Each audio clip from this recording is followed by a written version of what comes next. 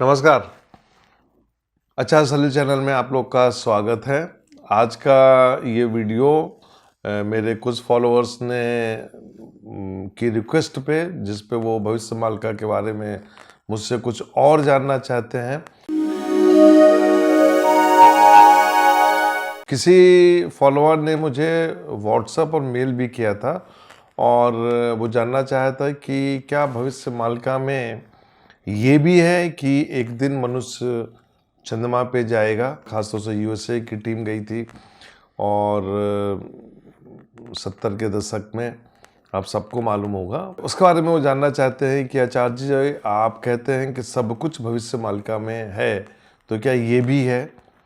तो मुझे थोड़ी खोज करनी पड़ी और खोज करने के बाद मुझे इसकी जानकारी मिल गई, जो मैं अपने फॉलोअर्स को दे रहा हूँ। इसमें लिखा हुआ है कि चंद मंडलो रे लोके पोसी, जीबे बढ़िबो विज्ञानो भाऊ, यह देखी प्रकृति तांडो रचिबो लोके हेबे हाउ हाउ।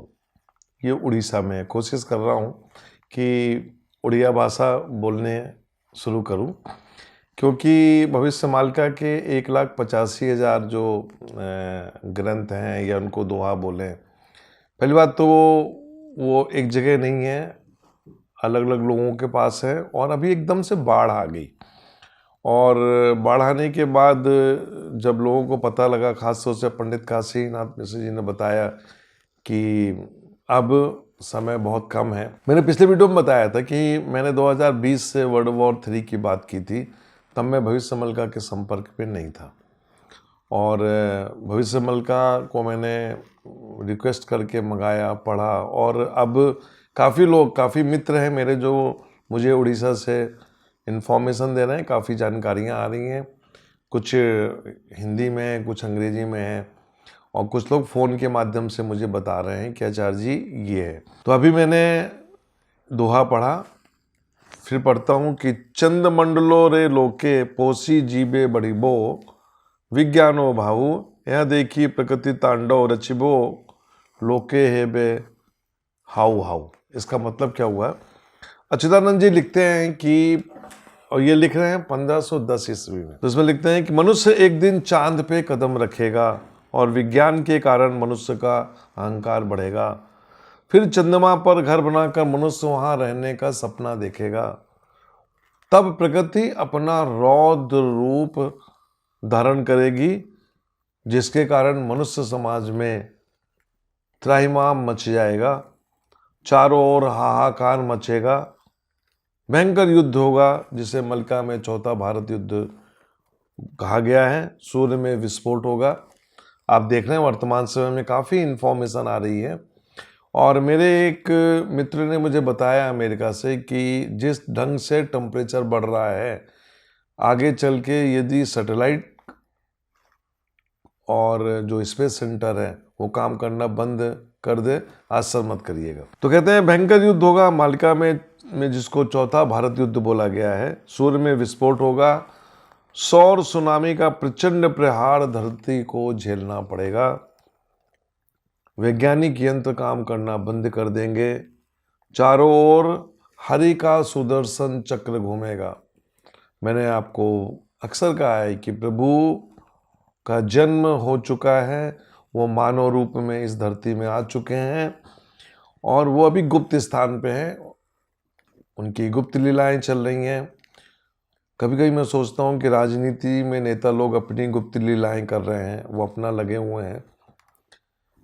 प्रभु जो हैं वो अपनी लीला करेंगे और वही कलयुग का समाप्त करेंगे और दुनिया को सतयुग में ले जाएंगे, जहाँ पे 64 करोड़ लोग रहेंगे। और उसकी एक लंबी प्रक्रिया होगी, वो मैं आपको अगले वीडियो में बताऊंगा कि कैसे कैसे क्या होगा। कब हम जानेंगे कि प्रभु कल की रूप में कब आएंगे, कहाँ पे आएंगे, वो मैं आपको अगली वीडियो में बताऊंगा। लेकिन मैं ये बताना चाहता हूँ कि प्रभु आ चुके हैं। सुदर्शन चक्र घूम रहा होगा। सुदर्शन चक्र का मतलब यहाँ पे मैं समझता हूँ कि विनाश का चक्र जिसको बोलते हैं, और अंत में एक धूमकेतु आएगा, हिंद महासागर से टकराएगा, जिसकी टक्कर से जमीन 100 मीटर उत्तर की ओर सरक जाएगी। बद्रीनाथ धाम जो है वो पाताल में धंस जाएगा। जगन्नाथपुरी समुद्र में समा जाएगी। कलयुग के सभी तीर्थ नष्ट हो जाएंगे। पृथ्वी पे अंधकार छा जाएगा। भविष्यमालिका में बोला गया है कि 7 दिन का अंधकार रहेगा, और ये 7 दिन का अंधकार जो है कहीं 3 दिन कहीं 4 दिन, कुल मिला के 7 दिन का अंधकार रहेगा। कहीं सूर्य 24 घंटे दिखाई देता रहेगा, कहीं नजर नहीं आएगा। पृथ्वी अपने अक्ष पे उल्टा घूमना शुरू करेगी। आपको ध्यान होगा, मैंने एक वीडियो में बोला है कि अर्थ का जो कोर है उसका जो घूमना है वो रुक गया है। बाद में कई भूगर्भ शास्त्रियों ने इस बात को कंफर्म किया, और मैं अक्सर बोलता रहा हूँ कि 2022 से 2030 तक का जो समय होगा ये बहुत ही खराब समय होगा।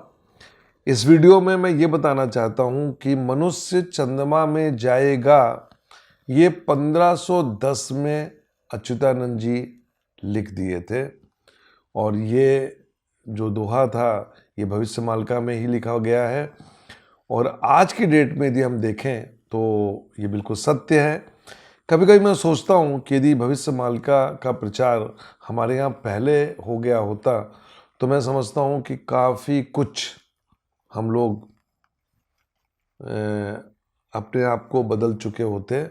और अब जबकि विनाश लीला शुरू हो चुकी है, और मैं अगले वीडियो में आपको कुछ नई जानकारी देने जा रहा हूँ, तो ये विनाश लीला की शुरुआत है।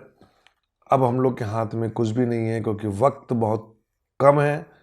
सिर्फ एक ही चीज़ करिए, श्रीमद् भागवत पुराण का पाठ और माधव मंत्र का जाप करिए। मैं समझता हूँ उससे आपको कुछ मानसिक शांति मिलेगी। मैं अपने वीडियो से किसी को डराता नहीं हूँ, समझाने की कोशिश करता हूँ। और इसमें कहा गया है कि आप नॉनवेज खाना बंद कर दीजिए, किसी भी प्रकार का नशा मत करिए।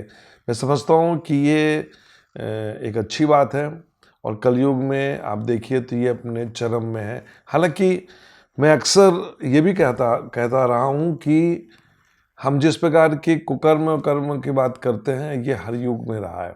ऐसा कोई भी युग नहीं था कि जहाँ पे अतिसंयोक्ति नहीं हुई है, जहाँ पे गलतियाँ नहीं हुई हों।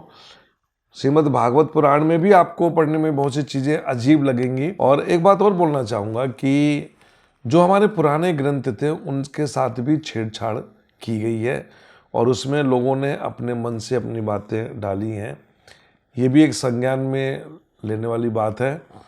और मैं समझता हूँ कि अब जबकि युग परिवर्तन और विनाश लीला शुरू हो चुकी है, सब कुछ अंत होना है, प्रभु साक्षात आ चुके हैं।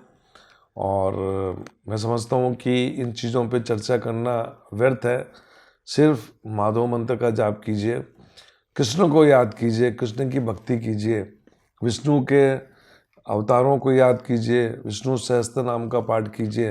मैं समझता हूँ उससे सबको एक दिशा पता लगेगी और मानसिक शांति मिलेगी। नमस्कार।